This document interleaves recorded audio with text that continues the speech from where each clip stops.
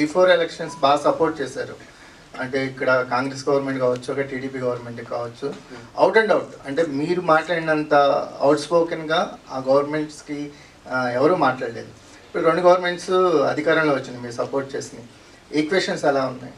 ఇప్పుడు గుర్తుపెట్టుకోండి, నా మనసుకు నచ్చితే వాళ్ళు ఎవరైనా కానీ ఎవరు కష్టాలు ఉంటే వాళ్ళ దగ్గర నిలబడటం నాకు అలవాటు. ఇప్పుడు గవర్నమెంట్ ఇప్పుడు లాస్ట్ నేను ఎదురు తిరిగిన గవర్నమెంట్ వాళ్ళు ఇప్పుడు వాళ్ళని అనమాట నేను అన్నాను, ఎందుకంటే వాళ్ళు ఆల్రెడీ కష్టాలు ఉన్నారు కదా, నేను అన్నాను నా నైజం కాదు. మీరు గణేష్ గారు ఇప్పుడు మీరు మాట్లాడుతున్న దానికి ఒక క్వశ్చన్, కష్టాల్లో ఉన్నారు కాబట్టి నేను అనను అన్నారు. మీరు మీకు బతుకునిచ్చిన మీ దేవుణ్ణే విమర్శించారు, దాన్ని మేము ఎట్లా చూడాలి? నేనా పవన్ కళ్యాణ్ గారిని ఏమన్నారు? నేను ఎక్కడో ఊహించుకున్నారు, ఇట్లా ఉండిపోయారు. రేవంత్ రెడ్డితో పోల్చారు, చాలా మందితో పోల్చి మాట్లాడారు. నెవర్. మీరు ఒకసారి వినండి, అది నువ్వు చెప్పు తల్లి, ప్రాణం పోయినా నా డెడ్ బాడీ కూడా పవన్ కళ్యాణ్ విమర్శించి మర్చిపోలే. అమ్మ బంగారం నీకు తెలియదు నేను చచ్చిపోయిన నా శవం కూడా పవన్ కళ్యాణ్ గా నిలెత్తి చూపదు. That is my blood, that is my character. మాట్లాడాలి వినండి అమ్మా అన్న, నేను చెప్పాలి, అమ్మాయికి సమాధానం చెప్పాలి. నా ప్రాణం పోయినా నేను ఫస్ట్ అధికారం ఉన్నప్పుడు ఒక రకంగా, అధికారంలో లేనప్పుడు ఒక రకంగా పిచ్చి పిచ్చిగా మాట్లాడటం. కానీ నా మనసుగా నచ్చితే దేవుడైనా ఎదిరిస్తా, నచ్చకపోతే నచ్చితే వాళ్ళు ఎవడైనా కాలు కొట్టుకుంటారు. నా క్యారెక్టర్.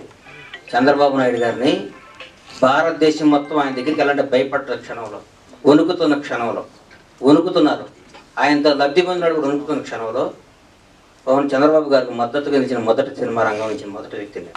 అది నా క్యారెక్టర్. నేను తెలుగుదేశం పార్టీ కాదు, నేను పవన్ కళ్యాణ్ మనిషిని. నేను ఎప్పటి నుంచి 2004 నుంచి నేను కాంగ్రెస్ కార్యకర్తని. నాకు పవన్ కళ్యాణ్, నా తల్లిదండ్రుల తర్వాత నేను పవన్ కళ్యాణ్ ప్రేమించాలి. పవన్ కళ్యాణ్ నాకు బతికే కాదు. ఆయన జనసేన పార్టీ పెట్టినా కానీ నా బ్లడ్లో కాంగ్రెస్ ఉంది. నేను పార్టీకి, నేను రాజకీయం ఉంటే కాంగ్రెస్లో ఉంటే లేదా రాజకీయాలు మానేస్తాను. అంతేగాని పవన్ కళ్యాణ్ కంటే నా తల్లిదండ్రుల తర్వాత నేను పవన్ కళ్యాణ్ ఇష్టపడాలి, జనసేనలో తిరగాలి.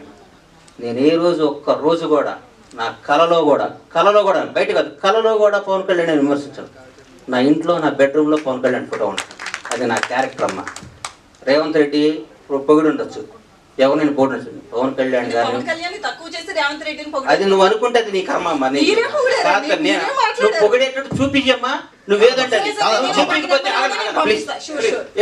ఇప్పుడు చూపి పంపించద్దు, ఇప్పుడు చెప్పాలి నాకు 10-1/2 hour ఉంటాను తెప్పియమ్మా.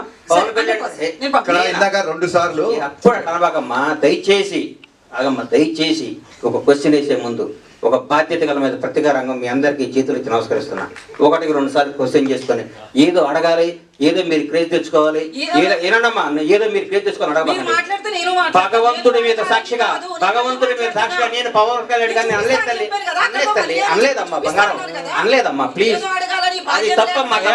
నన్ను అనబాకమ్మా, నేను పవన్ కళ్యాణ్ గారి భక్తున్నమ్మా, దయచేసి ఆ మాట అనబాకమ్మా ప్లీజ్.